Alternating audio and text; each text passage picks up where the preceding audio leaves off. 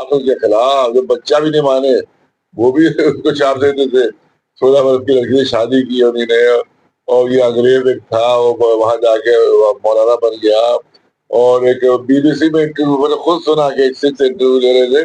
سکھ نے کہا کہ بھائی ہمارا چھوٹا بھائی تھا یہ، اور یہ ہمارے بچپن میں بھاگ گیا تو اب ہمارے مولانا بن گیا، اور بی بی سی اس کو دے رہا ہے جی.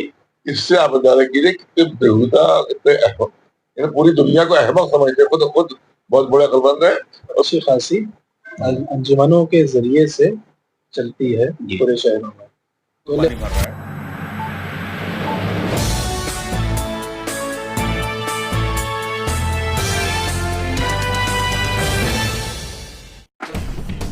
ہلو دوستوں، سلام، نمستے. آپ دیکھ رہے ہیں سچ انڈیا ٹی وی.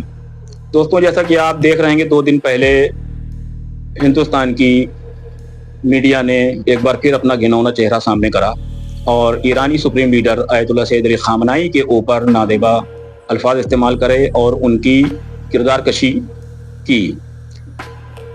جیسا کہ آپ لوگ جانتے ہیں کہ یہ وہی سپریم لیڈر ہیں جو غزہ اور فلسطین کے مظلوموں کے لیے لڑ رہے ہیں، اور اسرائیل سے ابھی 12 دن کی جنگ بھی ہوئی ہے. یہ تو پورا سب لوگ جانتے ہیں، وہ آپ لوگ سب دیکھ چکے ہیں. مگر کبھی ہندوستان کی میڈیا نے کبھی اسرائیل کے خلاف کوئی بات نہیں کی، جبکہ وہاں ہزاروں کا ہزار بچے کیا کہتے ہیں کہ بھوکے پیاسے شہید ہو گئے اور عورتیں، وہاں کے بزرگ شہید کر دیے گئے. مگر کبھی اس میڈیا نے نیتن یاہو کو یا اسرائیل کو کبھی بھی کنڈم نہیں کیا اور کوئی بھی بات نہیں کری. اسی سلسلے میں اور حالات حاضرہ میں کچھ چیزیں سامنے آئی ہیں، تو اسی مسئلے پہ بات کرنے کے لیے آج ہم آئے ہیں ہندوستان کے ورث شیعہ دھرم گرو مولانا سید قلب جواد نقوی سے، ان سے بات کرنے کے لیے، اور کچھ سوالات ہم کریں گے ان کے بیٹے علی جناب مولانا سید قلب احمد صاحب قبلہ سے. آئیے اسی مسئلے پہ دیکھتے ہیں ایک چھوٹی سی رپورٹ. جیسے کہ ابھی دیکھنے ملا ہے پرسوں کے نیوز پہ کہ انڈین میڈیا نے ایک دفعہ پھر اپنا گندا چہرہ دکھا دیا اور اپنے آقا اسرائیل کے کہنے کے اوپر ذاتیات پہ حملہ کیا اور ایرانی سپریم لیڈر آیت اللہ سید علی خامنائی کے بارے میں نادیبہ الفاظوں کا استعمال کیا، جو بہت زیادہ سوشل میڈیا پہ چل رہا ہے. تو اس کے بارے میں آپ کا کیا کہنا ہے؟ آپ دیکھیں، سب سے پہلے تو یہ اسرائیل میں خبر چھپی تھی اور وہاں کی میڈیا میں خبر آئی تھی اور تو اب موساد کا بھی ایک پیج ہے پرشین کا، اس پہ بھی یہ خبر انہوں نے چلائی تھی. اور اس کے بعد پھر یہ انڈیا میڈیا تو وہی اس کا پٹھو ہے بالکل، جیسے کتے لوگ نہیں لاتے پھرتے پیچھے پیچھے اپنے مالک کے، اسی طرح سے ان کا مالک جو ہے اسرائیل امریکہ، اس کے پیچھے کتوں کے میڈیا جو لاتا رہتا ہے. تو پھر یہی کھیل ہے ان کا، اور وہاں سے ان کو فنڈنگ ہوتی ہے، وہیں سے پیسے ملتے ہیں. بہت سے میڈیا جو ہے اسی کے پیسے پہ چلتے ہی ہیں. اگر اسرائیل ختم ہو گیا اور انشاءاللہ ختم ہو جائے گا تو یہ سب کے سب فقیر ہو جائیں گے، سب بھیک مانگیں گے. یہ سب اسی کے سب ڈر ہے جو اسی وجہ سے ایران کے مخالف ہے، اب سے نہیں مخالف ہے، شروع سے آیت اللہ خمینی علیہ مقاموں کے خلاف ایسی الٹی سیدھی یہ خبریں چھاپا کرتے تھے، بالکل عقل کے خلاف. جو بچہ بھی نہیں مانے وہ بھی اس کو چھاپ دیتے تھے. 16 برس کی لڑکی سے شادی کی انہوں نے، اور یہ انگریز ایک تھا وہ وہاں جا کے مولانا بن گیا. اور ایک بی بی سی میں انٹرویو میں نے خود سنا کہ ایک سکھ انٹرویو لے رہے تھے. سکھ نے کہا کہ بھائی ہمارا چھوٹا بھائی تھا یہ، اور یہ ہمارے بچپن میں بھاگ گیا تو اب ہمارے مولانا بن گیا، اور بی بی سی اس کو دے رہا ہے جی. اس سے آپ اندازہ کیجیے کتنے بےہودہ، کتنے احمق، پوری دنیا کو احمق سمجھتے، خود بہت بڑے عقل مند ہے، اور پوری دنیا احمق ہے جو ان کو باتوں سے مانتی ہے. تو انڈین میڈیا کو دیکھتے ہوئے تو لگتا ہے کہ جیسے یہ پورے طریقے سے 1400 سال پہلے بنی امیہ کی ہی سیرت پہ عمل کر رہے ہیں کہ جب نہیں مولا علی کی جب شہادت ہوئی ہے تو اتنا ان کے بارے میں پروپگنڈا کر دیا تھا کہ لوگ کہنے لگے کیا وہ نماز ہی پڑھتے تھے معاذ اللہ. ہاں تو بس یہی کیا مسئلہ ہے کہ پیسے ملتے ہیں اسی کام کے. جیسے میں کہا کہ وہ ایک عورت بہت زیادہ بدتمیزی کر رہی تھی تو میں نے کہا تھا کہ وہ ایک کتیا ہے کہ ان کے چھیڑنے اسرائیل پہ ملک کرتے ہیں، اسی موقع کرتی ہے. یہی سب کے لیے، ایک کے لیے نہیں، سب زیادہ تر 90% ایسے ہی ہیں سب کہ جو امریکہ سے فنڈنگ ان کی ہے اور اسرائیل سے فنڈنگ ہے. تو ظاہر ہے کہ امریکہ اسرائیل کے آقا ہیں، ان کے مولا ہیں وہ، اور ان کے مالک ہیں وہ، زیادہ وہ نہیں کہ تعلق عمل کرتے. لیکن ہونا ہی چاہیے. ہماری انڈین حکومت، ہم نے ابھی کہا کہ اگر انڈیا حکومت یہ چاہتی ہے ایران سے تعلقات بالکل ختم ہو جائیں اور بالکل آپس کی دشمنی ہو جائے تو ٹھیک ہے، آپ جو آزادی دیں گے پوری جو نظام مکے رہے. لیکن آپ چاہتے ہیں کہ انڈیا سے پاکستان اور سے ایران سے تعلقات اچھے رہیں تو پھر آپ اس پر روک لگانا ہوگی اور ان کے اوپر سختی کرنا ہوگی. اور روک لگا سکتے ہیں، کسی کی ہمت ہے مودی جی کے لیے بات کر سکے तो कैसा आजादी है तो मोदी जी की कोई बोल के दिखा दे, जी जी दिखा ले कोई बोल के, फिर देखते हैं आजादी है, फिर देखे आजादी है। आप बंद कर दिया जाता है, पता नहीं कितनों को पकड़ के बंद कर दिया गया, मोदी जी की को फोन डाल दी थी, पकड़ के जेल में, जेल। तो इसका मतलब आजादी पाजादी कुछ भी नहीं है। अपनी जो है जो हरकतें करते हैं उसके खिलाफ उसको कार्रवाई होना चाहिए। आप जैसे मजलिस उलमा हिंद के जनरल सेक्रेटरी की हैसियत रखते हैं, तो इसके बारे में एक अगला कदम मतलब क्या होना चाहिए, कुछ एहतजाज वगैरह? देखिए, एक तो ये हमारी ये भी है कि FIR की यहाँ पे मुफ्तियों से बात करेंगे, FIR की साथ हो सकती है, क्योंकि हमारे वो मजहबी लीडर है, तो आयतुल्लाह उज़्मा है वो, और उनकी जो है वो एहतराम हमारे पास सबका फर्ज है, वाजिब है, उसी भाई सामने ही, तो इनकी एहतराम जो मजहबी हैसियत है, बस मजहबी लीडर है, तो इनकी सर जो है इनकी तौहीन को बर्दाश्त नहीं कर सकते।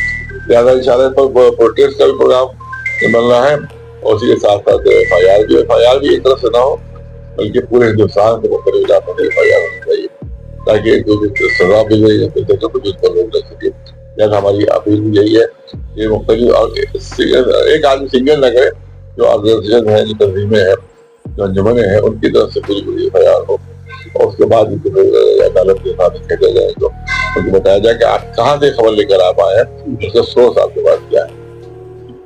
ज़रूर एक अभी वाक़या सामने आया है कि कुछ दिन पहले अहले सुन्नत आलमी दीन सलमान नदवी साहब का वाक़या है जो सोशल मीडिया पे चल रहा है, कि जिसमें उन्होंने उनसे कुछ तालिब इल्म पहुंच के कुछ सवालात करने के लिए, क्योंकि असल में सलमान नदवी साहब अभी ईरान भी होके आए, तो वहां से आकर उन्होंने बड़ी तारीफें करी ईरान की, वहां के कल्चर की, सब कुछ। तो लोग उनके ऊपर इल्जाम लगाने लगे कि मतलब राफिजी हो गए या शिया हो गए। तो उनसे कुछ सवाल लोगों ने किया, तो जब उन्होंने रसूल खुदा सल्लल्लाहु अलैहि वसल्लम की जब हदीस बयान करी, तो वो कहने लगे मुझे हदीस की जरूरत नहीं है, मेरे लिए कुरान ही काफी है। वो बड़ी काफी बदतमीजी उनसे करी गई इस मसले पे। तो ये तो भैया वो बुखारी शरीफ में मौजूद है कि भाई खलीफे सानी जो थे उन्होंने रसूलुल्लाह ने जब लिखना चाहा, सही बुखारी में मौजूद है। तो सवाल ये है कि ये तो तुम कह रहे हो कुरान काफी है, ये भी तो हदीस है, ये भी तो हदीस है।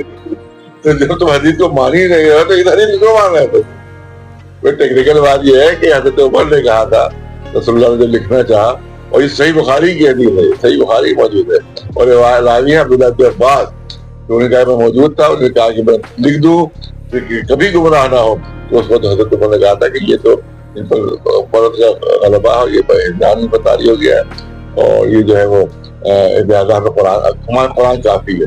तो ये खुद हदीस है, तो जब तुम हदीस को नहीं मान रहे तो इस हदीस को क्यों मान रहे हो? तो फिर ये खुद भी तो हदीस है। तो इनके मतलब ये है कि ये तो पुराना इनका है। और फिर सवाल ये है कि अगर फर्जुद को कुरान काफी है, तो ये सही बुखारी वगैरह जो आप कह रहे हैं कोई ना माने तो काफिर, तमाम मुसलमान मौलवी कहते हैं कि सही बुखारी हदीस नहीं मानी तो काफिर, हदीसों को खत्म किया जाए।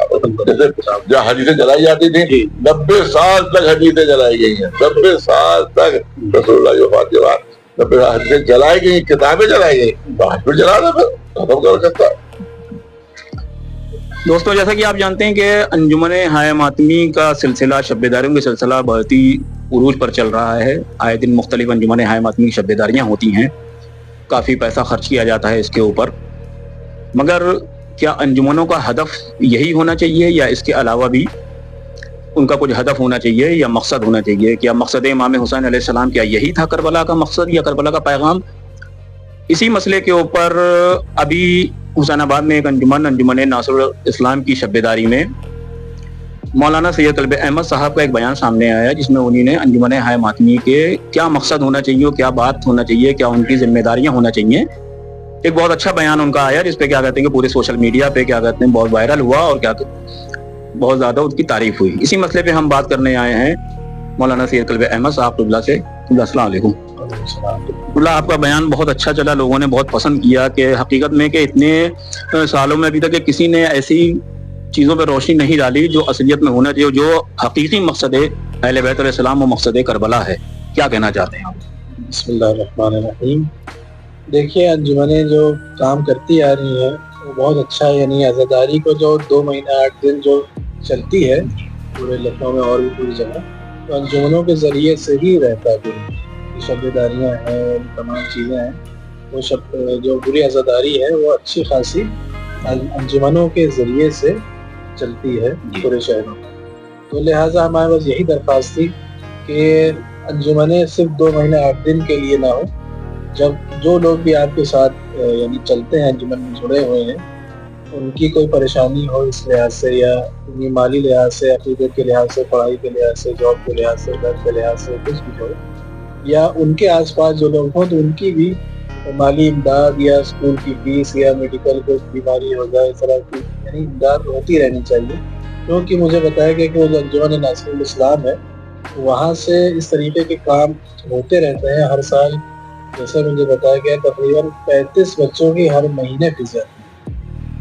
तो इस तरह के हम चाहते हैं कि जो है हमारी दरख्वास्त है कि जितना मुमकिन हो हर अंजुमन अपने कैपेसिटी के लिहाज से लोगों की मदद करे तो बहुत अच्छा रहेगा। इससे ये क्या कहते हैं कि जो लोड पूरे में सिर्फ कुछ इदारों पे है या कुछ उलमा पे है, तो उससे लोड भी कम होगा, लोगों की मदद भी ज़्यादा होगी। ज़ाहिर हर आदमी 2-3 जगह तो नहीं पहुंच सकता सिर्फ जहाँ से इमदाद होती है, तो लिहाजा बहुत से लोग महरूम रह जाते हैं। तो एक पर्सनल टच भी रहता है, आप खुद जानते हैं कि आपके महल्ले क्या है, आपको पता है, जानने वाला है, क्या परेशानी क्या है, तो सही तरीके से सही मदद पहुंच जाती है। तो लिहाजा बेहतरीन तरीका ये रहेगा कि अंजुमनों के ज़रिए से भी ये इमदाद का सिलसिला शुरू हो, चाहे वो माली के ज़रिए से हो, चाहे वो किसी भी ज़रिए से।